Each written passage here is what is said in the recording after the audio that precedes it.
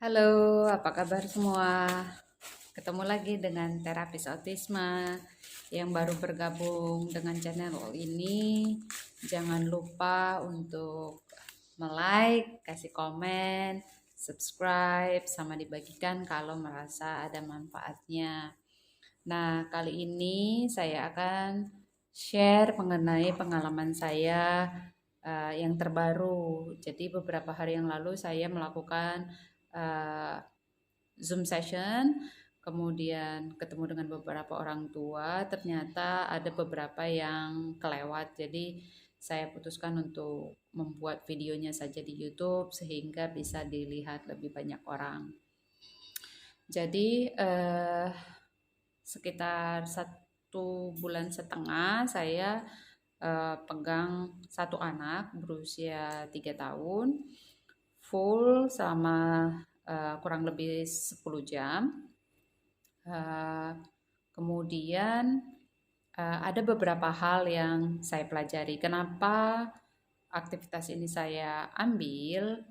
Pertimbangannya adalah saya belum pernah mengajar selama hampir 20 tahun saya mengajar, belum pernah memegang satu anak yang sama selama 10 jam. Maksimal itu biasanya cuma 3 jam. Selebihnya berganti-ganti klien. Nah, kali ini fokus di satu anak. Tujuannya saya ingin minimal mendapatkan insight apa sih yang dirasakan orang tua 24 jam dengan anaknya. Memang tidak sepenuhnya saya selama 24 jam, hanya 10 jam. Saya pikir itu cukup untuk mungkin cukup untuk saya mendalami keseharian anak ini dan kendalanya seperti apa. Kemudian saya juga ingin tahu eh, kalau saya ada di posisi mereka, apa saja sih yang biasanya saya rasakan dan apakah saran-saran yang selama ini diberikan, yang saya berikan itu sudah tepat atau tidak gitu. Uh, Memang anak ini tidak akan bisa menggambarkan keseluruhan anak, namun yang saya mau uh, bagikan atau rasakan buat diri saya sendiri adalah hmm, pengalaman ini uh, menjadi sesuatu yang valuable buat saya juga gitu. Jadi saya nantinya akan lebih berempati ke orang tua dan lebih memahami. Nah, banyak yang saya dapatkan walaupun baru sekitar berapa ya? 30 hari atau 40 hari saya berarti kalau dikalikan 10 itu sekitar 400 jam ya. Karena saya hanya Senin sampai Jumat saja. Nah, yang saya dapat ada beberapa hal yang mungkin saya akui sebagai kesalahan saya juga karena biasanya saya ketemu anak itu untuk assessment program ya 2 jam atau 3 jam. Ternyata hal tersebut tidak menggambarkan sepenuhnya si anak. Walaupun sudah dengan bantuan dari orang tua membawakan data si anak gitu ya atau orang tuanya mengisi data si anak. Apalagi kalau assessment yang dilakukan 5 sampai 30 menit aja, maka itu sangat tidak menggambarkan anak. Bisa salah uh, diagnosa atau salah cara melihat anak. Ketika seseorang atau saya memberikan assessment, biasanya saya akan memasukkan anak tersebut ke dalam kategori gitu. Jadi berdasarkan pengalaman yang saya punya, berdasarkan teori-teori yang ada, maka anak usia sekian akan masuk ke dalam kategori sekian, anak sekian masuk ke dalam kemampuan sekian gitu ya. Jadi mereka hanya seperti subjek-subjek yang dites kemudian dimasukkan ke dalam kolom-kolom dan kemudian menghasilkan sesuatu. hal tersebut membantu para profesional untuk menentukan dengan cepat gitu. Jadi yang saya mau katakan di sini adalah orang tua harus punya andil yang besar, yang eh, apa ya, yang besar dan banyak dan agresif gitu ya, harus yang mau mau terlibat penuh dengan menyiapkan dirinya ketika tahu akan melakukan assessment. Dia sudah punya bank data terhadap kondisi fisik si anak, historinya ketika si ibu dalam kondisi hamil, apa yang dia rasakan, apa yang dia konsumsi, ketika melahirkan, apa yang dilakukan, apakah sesar, apakah normal, apakah disedot, divakum maksudnya ya, atau yang lainnya. Kemudian apakah ada histori dari keluarganya yang sakit jantung, sakit diabetes dan lain sebagainya. Hal-hal seperti itu sangat membantu untuk menentukan si anak bantuan apa yang dia butuhkan. Ini akan membantu menegakkan treatment apa atau diagnosa yang lebih mendekati. Mungkin tidak 100% tapi mendekati gitu. Jadi peran orang tua itu sangat penting ya di sini. Kemudian setelah kita melakukan assessment, maka orang tua harus mulai rajin ya. Anak ini kan bertumbuh dan berkembang, jadi harus rajin mengupdate kondisi fisiknya, entah telinganya, hidungnya, matanya, rambutnya, kepalanya, bahunya, punggungnya, tangannya, kakinya, badannya, perutnya, dan lain sebagainya gitu ya. Karena tubuh kita ini sangat fleksibel, bahkan yang sudah seusia saya, apalagi anak-anak ini, kalau dia ada dalam kondisi tertentu, dalam waktu tertentu, maka struktur tubuhnya pun akan berubah. Kalau anak yang sering duduk, maka kemungkinan badannya akan lemah. Atau anak yang sering membungkuk, maka punggungnya akan berubah gitu. Ini memiliki peran yang besar dalam proses belajar gitu. Jadi orang tua harus rajin-rajin cek fisiknya gitu ya. Karena contoh aja ya, ukuran kepala yang tidak normal itu bisa menggambarkan banyak hal. Misalnya kemungkinan ada cairan di kepalanya, atau terlalu kecil, kemungkinan ada bakteri dan lain sebagainya. Itu penting buat kita perhatikan si otaknya apakah bekerja dengan baik atau tidak. Kemudian kita harus paham dengan kondisi keluarga kita masing-masing nih. Jadi nggak ada lagi tugas yang saling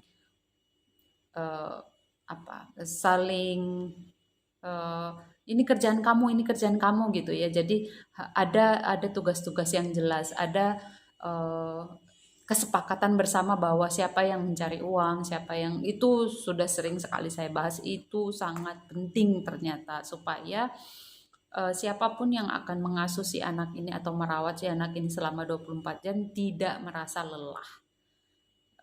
Itu yang kemungkinan akan menimbulkan banyak konflik gitu ya. Konflik karena timbul rasa lelah gitu. Jadi bisa jadi sebenarnya nggak punya masalah pribadi terhadap pasangan atau lingkungan gitu ya. Tapi karena capek secara fisik, maka muncul marah. Marah ini karena merasa tidak adil dan lain sebagainya. Akhirnya komunikasinya nggak jelas, baper aja gitu. Nah, ini harus diselesaikan di awal supaya mengajarnya lebih enak. Kemudian langsung menentukan program apa yang mau dikerjakan, kurikulum apa yang mau dipakai, targetnya apa, perilakunya yang kita inginkan seperti apa, komunikasinya yang kita inginkan apa, interaksi dan sensoriknya dan lain sebagainya. Itu harus ditentukan dari awal dan berkomitmen. Jangan sampai 3 bulan ngerjain A, ngerasa nggak ada pengaruhnya, langsung pindah ke yang B, langsung pindah ke yang C gitu ya.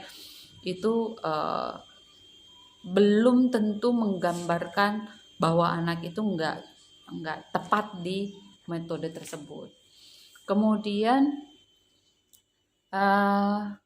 setelah saya terjun dan saya bisa membedakan diri saya dengan orang tua adalah di kemampuan analisa. Jadi kami para profesional mungkin telah bertemu banyak anak yang seperti saya bilang di awal, akhirnya bisa mengkategorikan anak dan bisa mengatakan bahwa oh kalau seperti ini biasanya seperti ini, kalau seperti A biasanya akan seperti 1, 2, 3, 4, 5 gitu.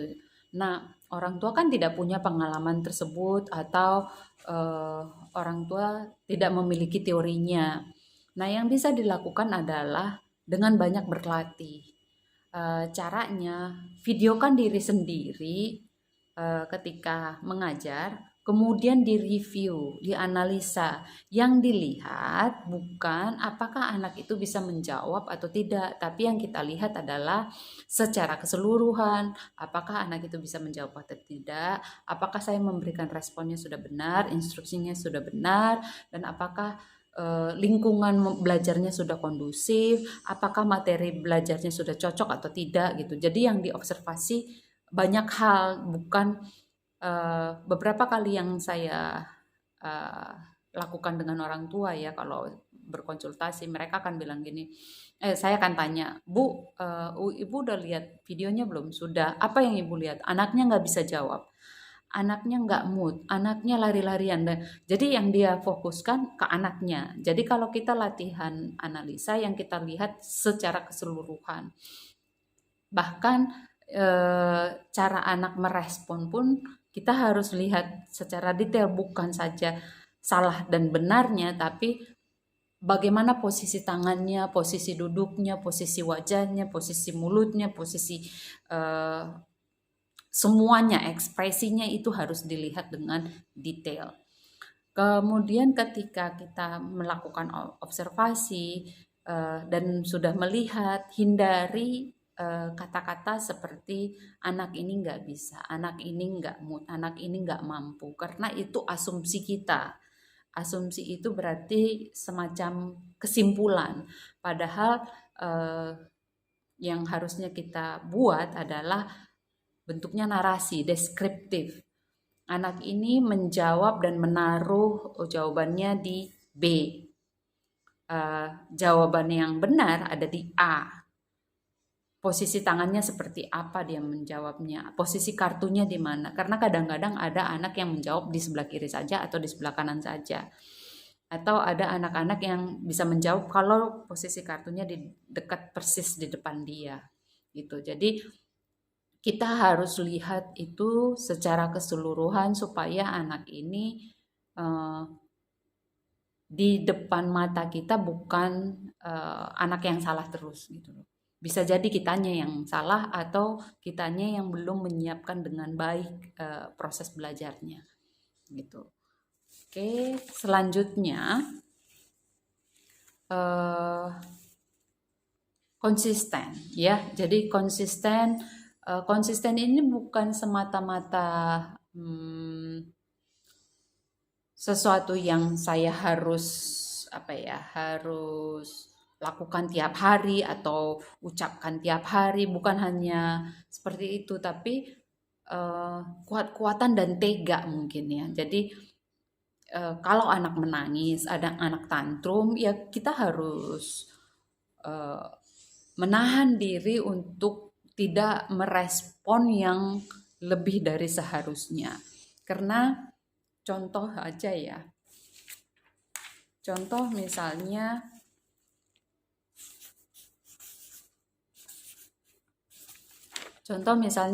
si anak kita berikan stimulus, perintah, si anaknya menangis. Nah, si anak menangis ini merupakan stimulus buat kita. Stimulus kita ini akan menjadi respon buat si anak. Jadi seperti lingkaran yang berputar gitu loh. Nah, lingkaran berputar ini adalah komunikasi. Kalau anak mengkomunikasikannya dengan menangis, dengan marah-marah, dengan tantrum, dengan teriak, dengan bernyanyi, dengan diam, dan kita meresponnya, kita sedang melakukan komunikasi di situ. Dan komunikasi apa sih yang ingin kita sampaikan atau ingin kita bangun dengan anak ini?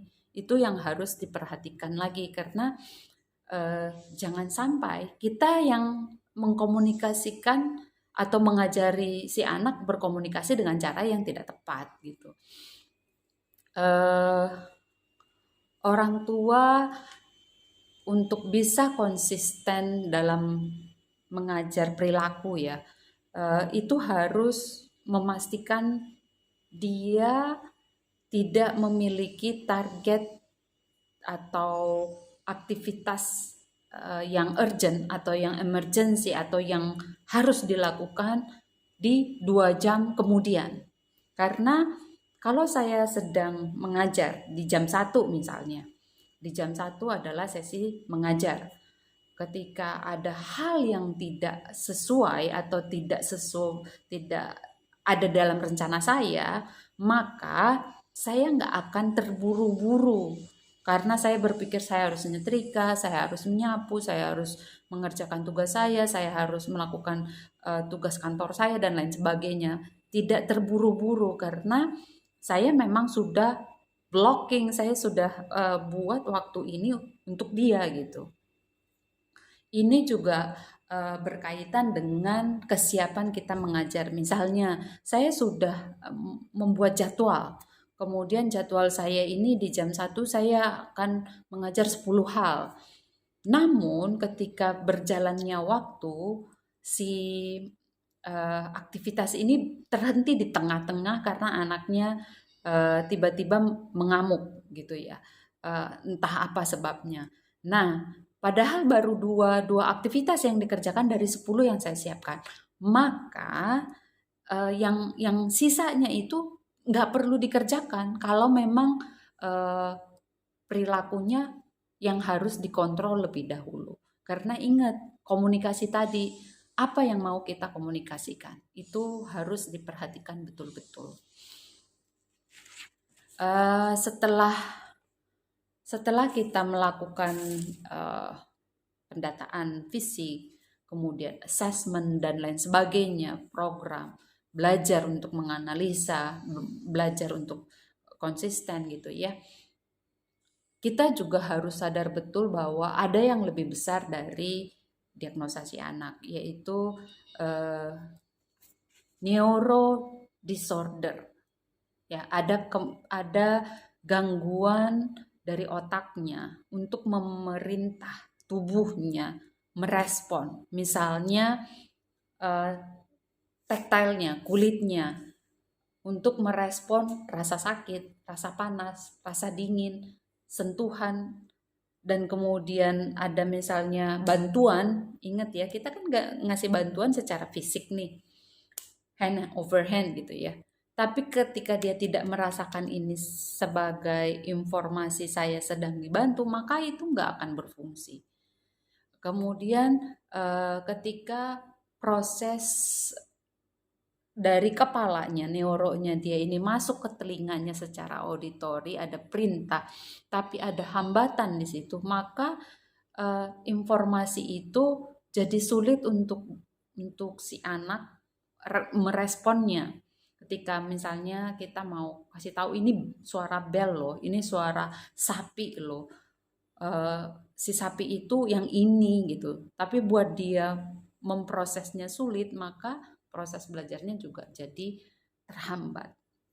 Itu harus diperhatikan betul sekali secara detail, karena jangan sampai kita bilang oh anak ini nggak bisa ngomong aja gitu. Padahal kalau didetailin lagi mungkin ada hal lain yang menghambat dia. Oh anak ini nggak bisa baca aja. Kita udah cari cara A, B, C, D, E, F, G gitu ya, nggak bisa-bisa. Padahal mungkin ada bagian dari tubuh dia yang harus kita beresin dulu. Bukan semata-mata ngomongin sensorik ya. ada hal lain yang bagiannya itu ada di sensorik gitu. Jadi perlu diingat bahwa si otak ini mendapatkan informasi dari tubuhnya, dari matanya, hidungnya, telinganya, mulutnya, taktilnya. Dari situ si otaknya mendapatkan informasi yang diproses dan dikembalikan ke bagian-bagian sensorik tersebut. Jadi itu harus betul-betul diperhatikan bagaimana dia berprosesnya. Yang orang yang paling tepat ditanyakan itu adalah orang-orang okupasi, orang-orang fisioterapi, atau orang yang bergerak di bidang neuroscience gitu ya. Itu yang orang yang tepat untuk ditanyai. Jadi bukan sekedar orang tua ngerjain SI, OT, FT tanpa tahu kenapa dikasih. Itu harus betul-betul harus betul-betul belajar ya. Jadi saya banyak lihat video-video yang berseliweran, anak diajarin banyak hal yang berhubungan dengan aktivitas. Tapi saya mau tanya, apakah betul-betul tahu persis kenapa aktivitas itu diberikan dan aktivitas tersebut merangsang apa?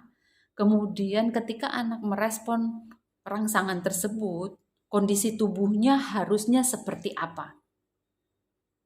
Saya kasih contoh ya. Jadi anak ini sedang diajari untuk menuang. Jadi ada 2 gelas gitu ya, dia menuang gitu. Si anak ini menuang. Tapi kondisinya tidak tepat di cangkirnya dia. Awalan dia nuang, ini bergerak, tapi tangannya nggak bergerak. Nah, informasi ini harus kita olah sebagai, oh kenapa ya dia nggak ngerti tangannya ada di sebelah sini, dia hanya tahu ada di sebelah kirinya, yang kanannya dia lupa gitu. Begitu dikasih tahu, ini ada di sini, dia tuang tapi nggak tepat. Nah, kenapa ya nggak tepat? Itu yang harus kita proses gitu. Jadi bukan langsung diajarin gitu loh. Sebagai terapis perilaku, kecenderungan saya pastinya akan langsung langsung ngebantu. Ini loh gitu. Jadi proses si anaknya untuk berpikir bahwa oh ini kok nggak nyampe ya, gimana ya caranya gitu. Apa yang bisa kita lakukan? Mungkin modeling dulu, dia ngeliat nggak. Kalau dia nggak ngeliat, kira-kira apa yang bisa kita kasih? Oh mungkin di dalamnya dikasih biji-bijian supaya dia belajar tangkapnya dulu gitu. Cari hal lain, jangan langsung di hand over hand gitu. Jadi si otaknya ini tidak menerima stimulus yang dia proses, atau si otaknya ini nggak berpikir dulu langsung dapat solusi gitu loh.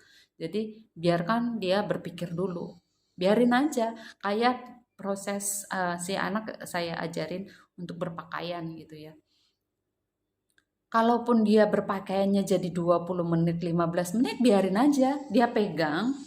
Jadi awal dia belajar pakai celana tuh ya, kita masih pegangin dua tangan seperti ini, dia masukin kakinya.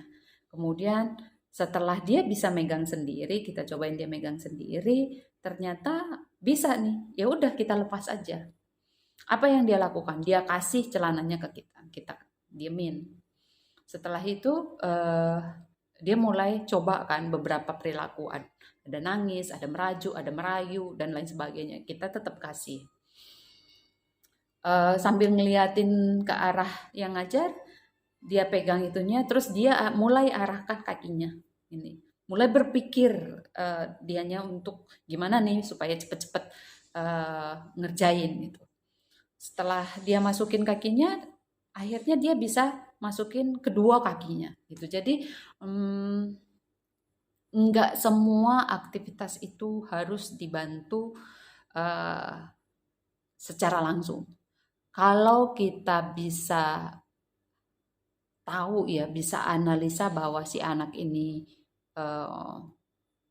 apa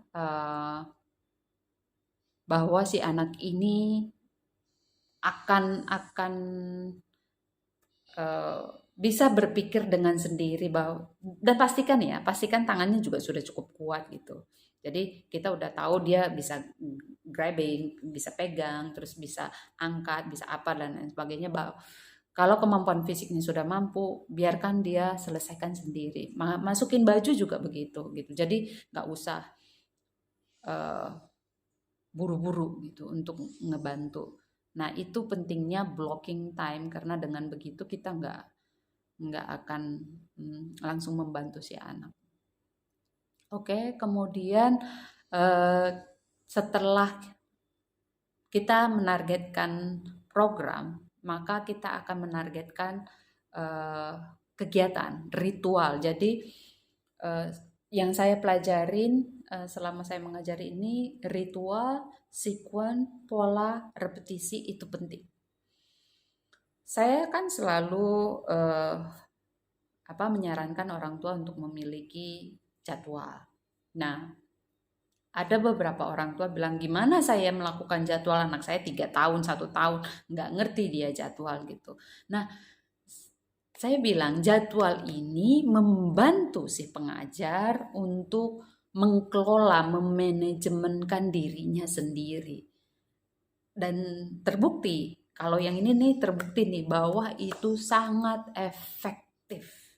Karena kalau kita sudah blok waktu makan itu di jam 8 sampai jam 10 misalnya. Jadi kalau misalnya jam 8 biasanya dikasih, terus tiba-tiba karena ada tamu, karena ada bangunnya terlambat dan lain sebagainya, dia masih ada spare 2 jam.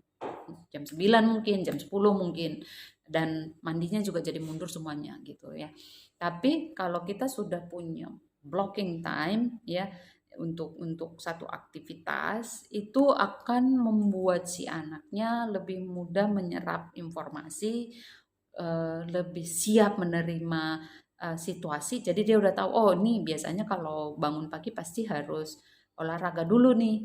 Oh, habis olahraga saya pasti sarapan nih. Habis sarapan saya baru mandi nih. Jadi si tubuhnya itu pun jadi siap karena ritual tadi.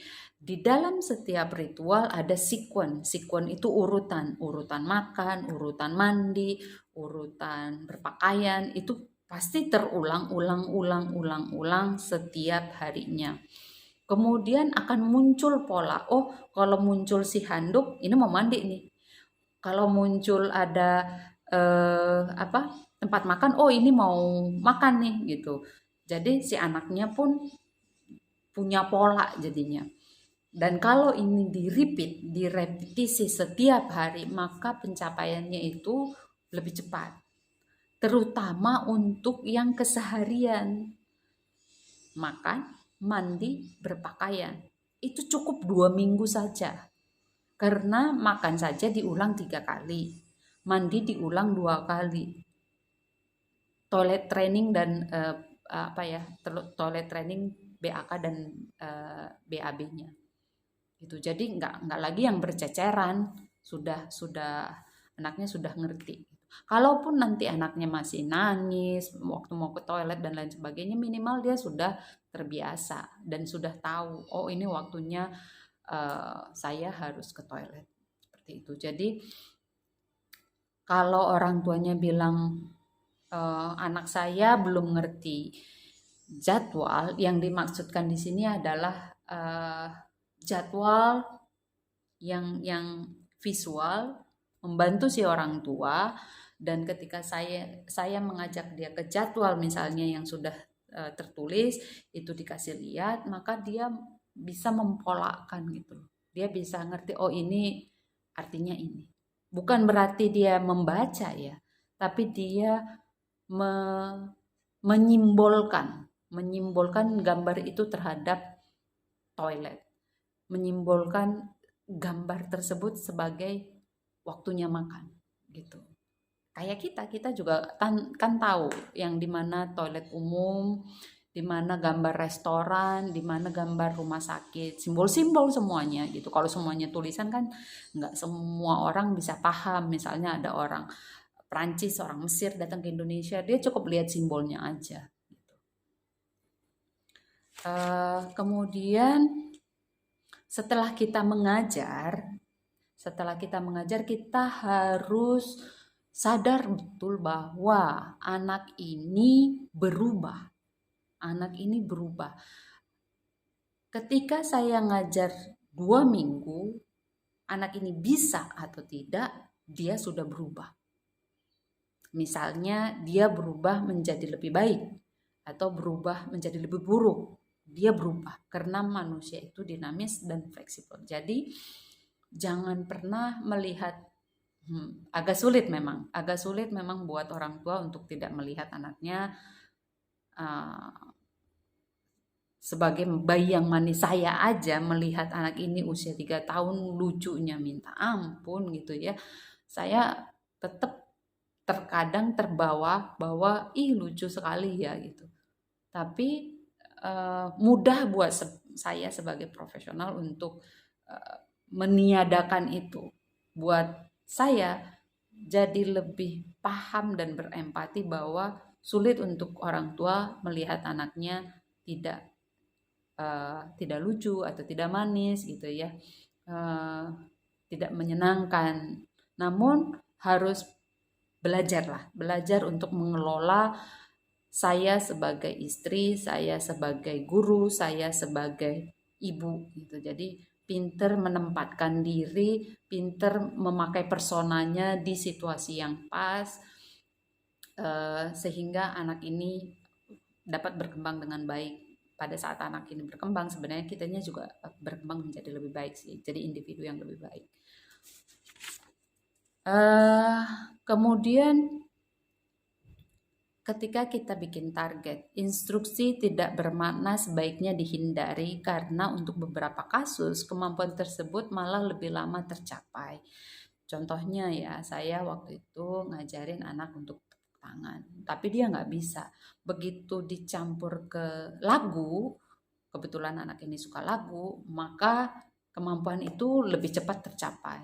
Kemudian ketika saya bilang angkat tangan misalnya, instruksi sederhana dia nggak bisa, tapi begitu mandi dan disuruh lap angkat tangannya dia bisa gitu, otomatis. Nah, yang perlu kita pastikan dari aktivitas yang berfungsi ini, dia bisa organisasikan dan dia paham instruksinya gitu. Karena ketika saya mengajar gerakan dengan aktivitas yang fungsional, anak lebih cepat dapat, tapi kendalanya dia untuk mengorganisasikannya dan mengerti instruksi tanpa aktivitas yang butuh latihan lagi. Tapi yang perlu kita ingat, yang penting anak ini paham dulu dan bisa dulu. Jadi kita ngerti, oh dia memang bisa kok tepuk tangan, oh dia memang bisa kok tangannya ke atas. Tinggal nanti gimana caranya ketika hanya instruksi aja, nggak ada yang lainnya, dia tetap mau kerjakan. Itu nanti bisa misalnya kita bilang, ambilin kursinya dong gitu, sambil nunjuk. Oh dia tahu ambilin kursi berarti narik kursinya. Taruh ini di atas meja dong, dia taruh gitu. Itu juga bagian dari instruksi sederhana namun masih menggunakan benda gitu. Belum, kalau tepuk tangan dan tangan ke atas kan nggak ada bendanya dan itu sulit untuk si anak mengasosiasikannya, atau buat dia nggak penting gitu untuk saya lakukan, dan saya nggak akan melakukan itu di satu hari tiba-tiba saya tepuk tangan aja gitu, atau ada orang yang nyuruh saya tepuk tangan aja, nggak ada kan gitu, kecuali ketika bernyanyi. Jadi pastikan aktivitas yang kita kasih itu bermakna supaya lebih cepat tercapai. Menyendok, menyuap, menuang, mengaduk gitu, semuanya pakai benda dan itu akan lebih cepat buat si anak meresapnya. Nah, untuk perilaku ini bisa berulang di kemudian hari, secara teori kita pakai reinforcement gitu. Di awal kita butuh 3-5 hari untuk melakukan preference reinforcement. Kita perlu tahu nih dia sukanya apa gitu. Dan kita jadi tahu kapan ngasihnya. Jadi ngasih reinforcement itu enggak setiap saat. Setiap saat kalau kita lagi shaping behavior. Jadi saya mau ngebentuk satu perilaku nih. Perilakunya itu bahwa menyamakan itu seperti ini ya. Mandi itu seperti ini ya. Makan itu seperti ini ya. Begitu tershape, maka saya nggak perlu pakai lagi atau saya kurangi berlahan-lahan. Itu fungsi dari reinforcement. Kemudian ketika kita kasih satu program, misalnya bermain dengan bola, menempel bola kah, menarik bola kah, atau main bola dengan kakinya, menendang atau menangkap gitu ya. Dan dia menyukainya, itu nggak perlu di reinforcement karena aktivitas itu sendiri sudah menjadi reinforcer buat dia. Atau ketika saya ngajar sama dia dan dia suka sama saya, maka saya nggak perlu kasih reinforcement. Interaksi yang saya bangun sudah menjadi reinforcement buat dia. Jadi kita harus ngerti nih kapan saya ngasih reinforcement. Yang paling susah adalah membuat diri kita menjadi reinforcer yang paling besar gitu. Jangan sampai ngelihat muka kita aja dia udah nangis. Kemudian kita bisa melakukan intermittent, penundaan gitu ya, dengan kasih satu instruksi dapat 3 instruksi dapat 2 instruksi, 5 instruksi, ngacak gitu. Jadi unpredictable, anaknya nggak tahu kapan dia dikasihnya, dan ini untuk keep up motivasinya si anak. Kemudian reinforcement itu harus bervariasi ya, jangan itu aja. Perlu diingat anak ini kan sama kayak kita ya, punya rasa, punya kenikmatan sendiri. Kalau dikasih tiap hari juga akan bosen, akan cepet kenyang gitu. Jadi harus dibuat dia hunger terus-terusan, mau terus-terusan. Setelah kita menganalisa reinforcement, kita menganalisa program. Jangan ngajar program saja tanpa menganalisa prosesnya. Jadi misalnya kayak tadi di awal ya, saya lagi ngajarin nuang, kemudian tangan si anak begini, dia ngangkat, tapi dia cuma lihat ini dia lupa gitu. Atau ketika saya minta tos ke dia tos, saya bilang tangan yang lain, dia nggak bisa kasih tangannya dia karena tangan yang kirinya sedang dia duduki. Jadi jangan melihat hasil akhirnya gitu, jangan ngelihat bisa atau tidaknya, tapi kenapa dia nggak bisanya. Itu yang jauh lebih penting dari N-nya. N itu hasilnya. Kenapa dia nggak bisa ngomongnya, itu yang jauh lebih penting. Kenapa dia menolak belajarnya, itu jauh lebih penting. Kenapa dia nggak suka, itu yang jauh lebih penting dibandingkan dia menjawabnya. Gitu. Itu jauh lebih penting. Karena bisa jadi nih ya, kalau kita skip ya, ngelihat proses dia menjawab itu dan kita hanya fokus di dia menjawab benar atau enggak, maka akan muncul fungsi perilaku, muncul escape-nya, kabur, muncul attention seeking, dia mulai gelayutan supaya berhenti belajarnya, dia mulai grab ngambil barangnya. Kemudian dia mulai ada masalah sensorik, mulai gatel-gatel, mulai nyanyi-nyanyi, ngomong gitu. Yang penting teralihkan dari ininya.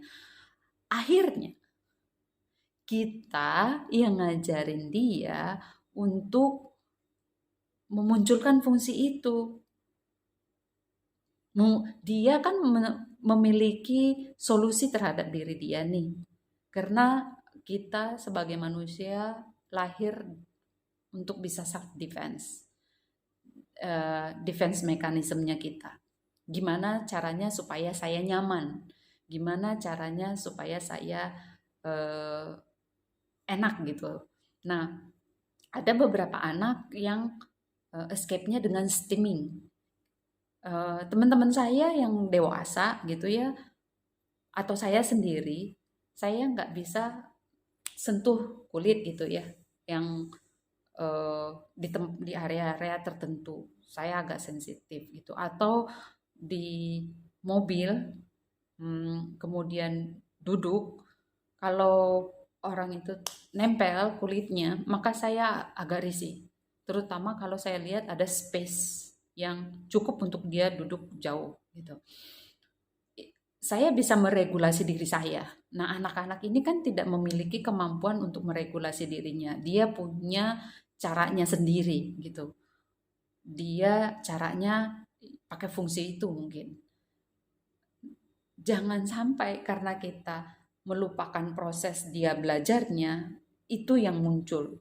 Bisa jadi berarti kita yang ngajarin dia untuk berperilaku seperti itu, kemudian kita capek-capek untuk merubah fungsi perilaku tersebut.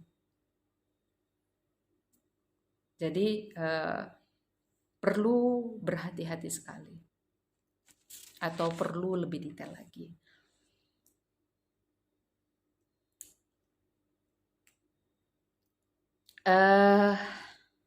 Kemudian setelah kita belajar ya, analisa itu tidak berhenti di situ. Analisa juga berlanjut terhadap teknik. Misalnya anak ini mau mandi, tapi dia nggak suka rasa dingin. Akhirnya kita coba untuk pairing, bahwa mandi itu sesuatu yang menyenangkan. Dikasih sesuatu yang menyenangkan terus-terusan setiap dia mandi, ternyata nggak berhasil. Maka sebagai pengajar kita harus cepat mencari yang lain. Mungkin pakai desensitization gitu ya, dikasih dia sedikit-sedikit dulu, mungkin dengan pancuran dulu, diguyur dulu. Desensitization nggak berhasil, mungkin cara yang lain, mungkin cara yang lain. Jadi harus cepat, jangan memaksakan satu teknik dalam kurun waktu yang lama. Kalau perlu pada saat itu, hari itu juga diganti yang lain. Gitu, di trial yang lain, karena kan kalau nggak berhasil untuk apa diteruskan gitu. Yang jadi pertanyaan adalah kapan saya tahu itu tidak berhasil, karena saya kan bukan profesi, misalnya orang tua aja. Yang perlu kita perhatikan adalah apakah kita melihat ada perubahan di wajah si anak atau di tubuhnya dia, karena perilaku itu adalah komunikasi. Apapun respon dia itu adalah komunikasi bahwa saya nyaman, saya suka gitu. Kalau dia nyaman dan suka dengan satu teknik tersebut, maka akan terlihat badannya lebih rileks. Jantungnya kita rajin-rajin pegang dadanya, oh detaknya kenceng nih gitu. Bahunya agak naik nih, berarti nggak cocok gitu ya.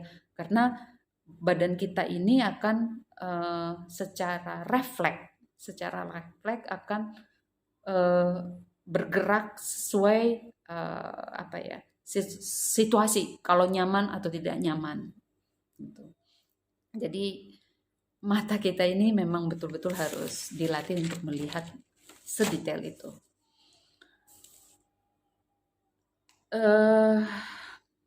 Banyak hal sebenarnya yang mau saya share. Ini ada beberapa catatan saya yang saya nggak mau salah ucap, jadi saya catat gitu ya. Itu beberapa hal yang saya pelajari, bahwa prompt itu tidak harus diberikan langsung, direct gitu ya. Berikan kesempatan si otak ini berpikir dan berproses dan mencari solusinya sendiri. Kemudian reinforcement itu tidak melulu bentuknya benda dan tangible dan lain sebagainya kalau aktivitas tersebut sudah menjadi reinforcer buat si anak atau si pemberinya sudah menjadi reinforcer buat si anak. Karena di kejadian yang saya alami itu yang terjadi, bahwa aktivitas tersebut sudah menjadi reinforcer buat si anak dan pengajarnya sudah menjadi, kecuali ketika mau shaping perilaku ya, bahwa oh ini namanya duduk ya, ayo nanti dapat ini gitu, atau kita udah kasih lihat gitu. Jadi si reinforcement itu memang digunakan untuk shaping perilaku. Ingat, reinforcement adalah motivasi supaya perilaku itu muncul di kemudian hari. Bukan berarti dikasih tiap hari, tiap saat gitu loh. Itu jadi catatannya. Kemudian blocking time ketika ngajar. Jadi ketika udah tahu mau ngajar ya pastikan nggak ada hal-hal yang urgent yang akan dilakukan. Selain itu penjadwalan, karena dengan jadwal ada repetisi, ada pola, ada sequence, kemudian ada apa tuh tadi? Ada banyak hal lah yang akan membantu kita sebagai pengajar ketika mengajar anak gitu.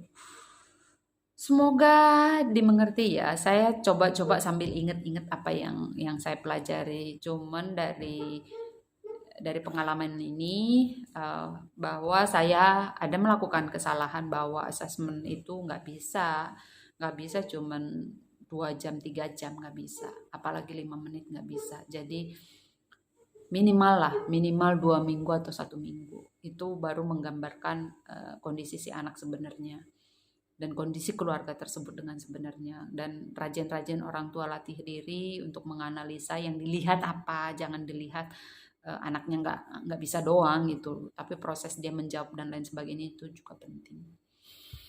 Sepertinya sudah 47 menit saya ngomong sendiri. Semoga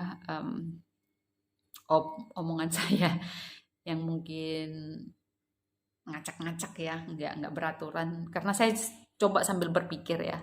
Nah itu salah satu kelemahan saya juga. Ngomong sambil berpikir itu kadang-kadang bisa berjalan. Padahal kata orang, tuh saya ngobrol lagi, kita berhenti berpikir saat berbicara. Semoga bermanfaat. Sampai ketemu. Bye-bye.